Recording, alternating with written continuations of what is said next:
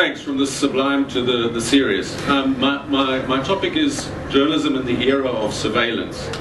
And I want to talk about journalism's role in democracy.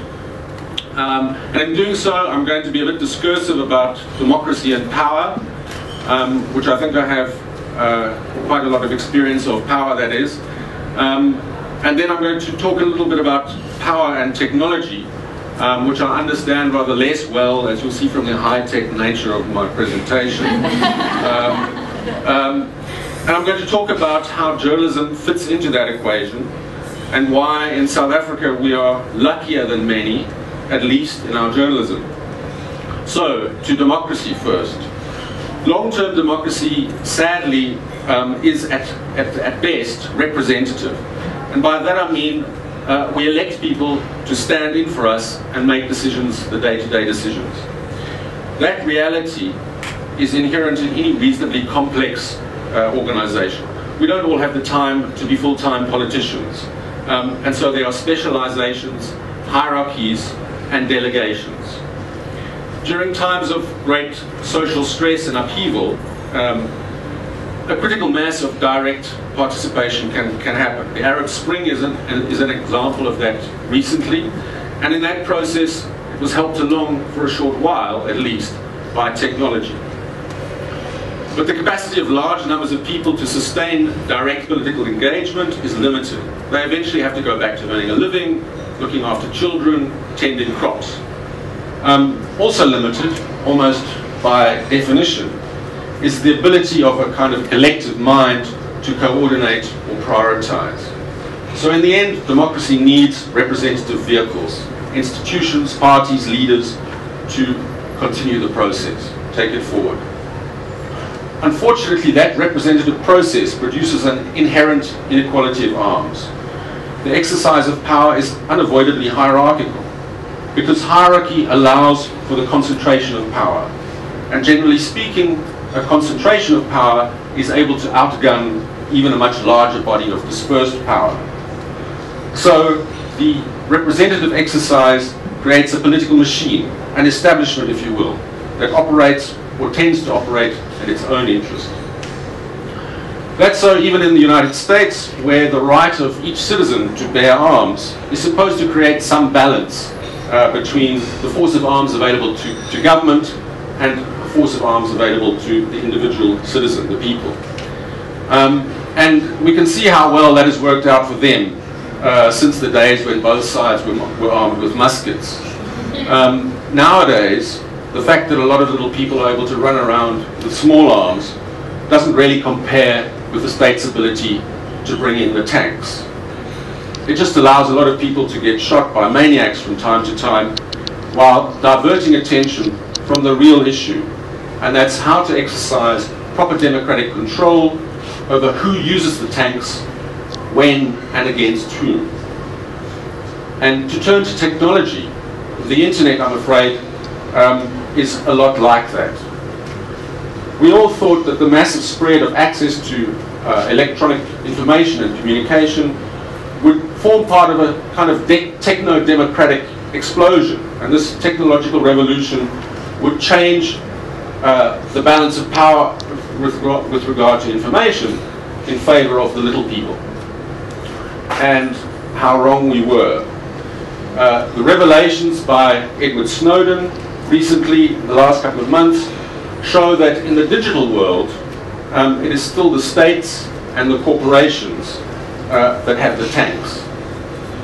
For those of you who are unfamiliar with the Snowden story, I need to give you some idea of the magnitude of what he has exposed. Snowden was a high-level computer specialist who worked for the American National Security Agency. The NSA is that arm of the US intelligence service that gathers signals intelligence, all forms of electronic communication.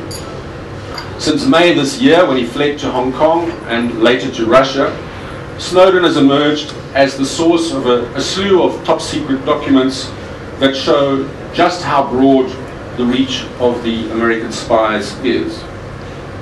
In the words of Glenn Greenwald, the journalist to whom Snowden leaked his materials, the documents demonstrate that, and I'm quoting from Greenwald, the US and its closest allies are trying to build a surveillance system that has as its primary objective the elimination of privacy globally, by which I mean that everyone's communications electronically will be collected, stored, analyzed, and monitored by the US government.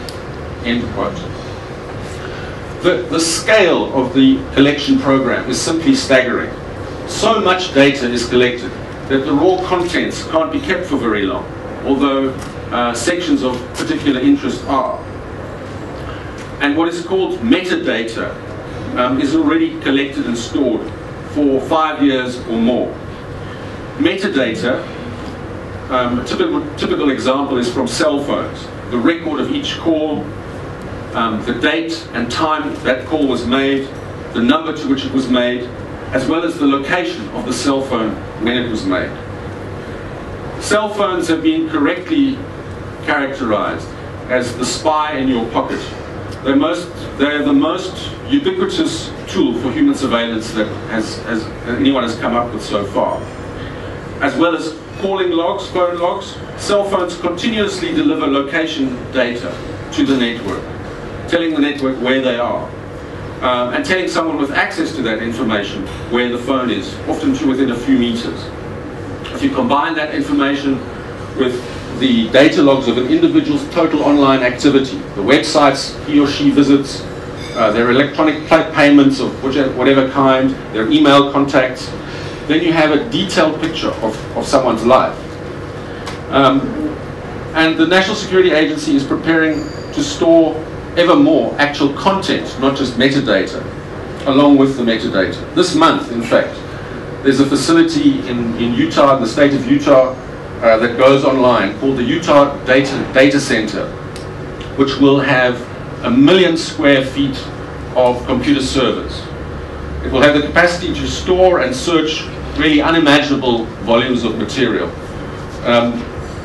including the feeding of that system by growing forests of surveillance cameras, which can be armed with software that recognizes number plates, recognizes faces.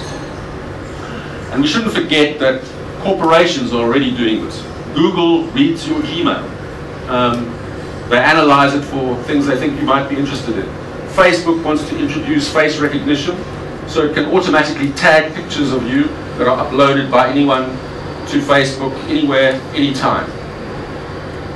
Now, the ability of states to capture and keep records of the electronic lives of literally whole populations creates the capacity for a level of social management, social manipulation that the East German Secret Service, the Stasi, could only have dreamed of. I think at their height they had files on 1 in 7 East Germans. The NSA today, the technology puts that to shame. And we're only just beginning to grapple with the implications that this level of surveillance creates for the very notion of democracy. Of course, the capacity of human beings to actually process that amount of data is limited. So inevitably, when this data starts being combed for threats, much of that analysis is going to be done automatically by machines.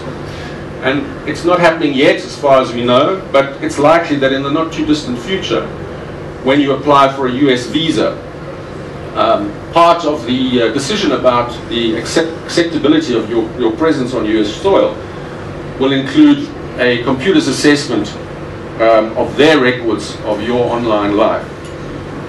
We know that in the context of the war on terror, the US already executes people that it can't even identify, simply on the basis of their intelligence signature. That is, the patterns of behavior detected through signals interceptions, through human sources, and through aerial surveillance that indicates the presence of an important operative or a plot against US interests. The Americans may be far advanced, but lesser states will follow.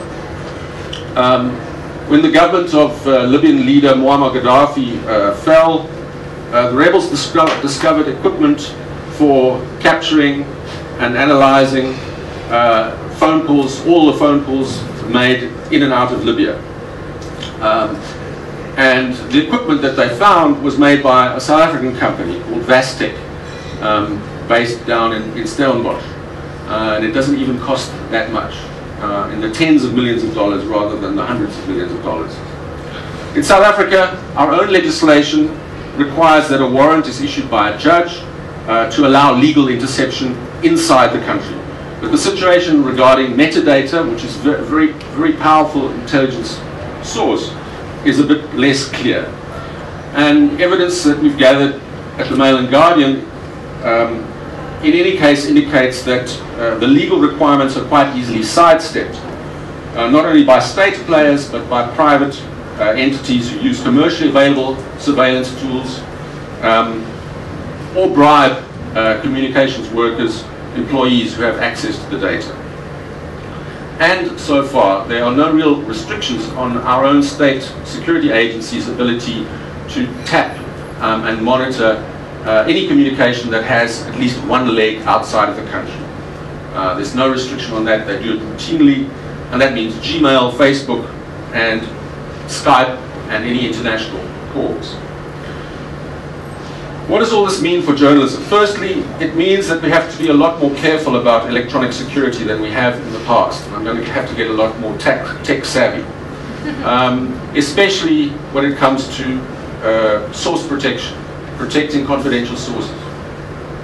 But I want to focus not so much on the immediate practicalities for my job, but on the wider implications for the media. To return to my original metaphor, we can see that states and corporations do indeed control the tanks of the electronic world, against which the kind of pea shooters of Twitter seem rather puny. And what that means for me is that we have to refocus attention on the traditional institutional role of the media as a fourth estate, with a deliberate constitutional mandate and the capacity to wield independently a few big guns of its own. Now, to do that effectively, journalism needs to retain and in some cases regain two things. First, it needs enough income to support heavyweight institutions, such as the New York Times, the Guardian, the Washington Post, back here, Sunday Times, the Star, the Mail and Guardian. And that's being made more difficult by the failure in most cases to transfer revenue from print to online with the same ease with which words are transferred from print to online. Although some models, like the Huffington Post, are succeeding. You'll notice that I single out publications that deal with words rather than pictures. Internationally, beyond spectacle, generally the news agenda is driven by print. And interestingly, internet has made words more important rather than less important. There's more scope for writing, there's more people writing and reading than ever before. Media institutions with some weight, with resources and reach, are necessary to retain the capacity to do serious and influential journalism, to concentrate firepower, if you will, and to sustain institutional memory, skills, and ideals. And the issue of ideals brings me to the second requirement.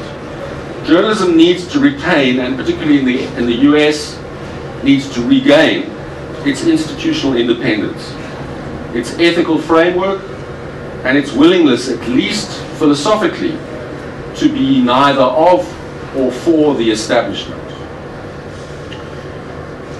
Nothing for me has really underscored better the terrible conformity of the US mainstream media than the tweet put out by a senior journalist from Time magazine, and his name was Michael Grunwald, not to be confused with Greenwald.